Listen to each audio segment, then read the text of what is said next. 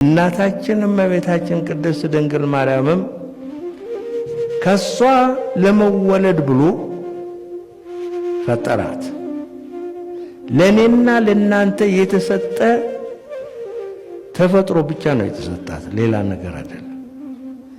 እኛ እግዚአብሔር አክብሮ ስለፈጠረን በመንኖርበት ዘመን ሁሉ እንደተከበርን መኖር እንችል ነበር።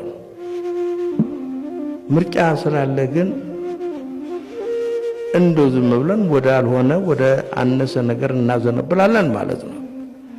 እናታችን እንደኛ ሲሆን ተፈጥሮዋ እግዚአብሔር እንደፈጠራት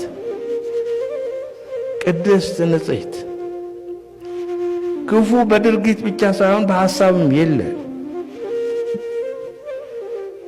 እንደዚህ ሆና በመገኘቷ ነው እግዚአብሔር ለእናትነት የመረጣት። እግዚአብሔር የሚያስደስተው ምን ነገር አለ? መልካም ፍጡር እግዚአብሔር እንደፈጠረው ሆኖ ከመገኘት የበለጠ ደስ የሚያሰኘው ምንም የለም።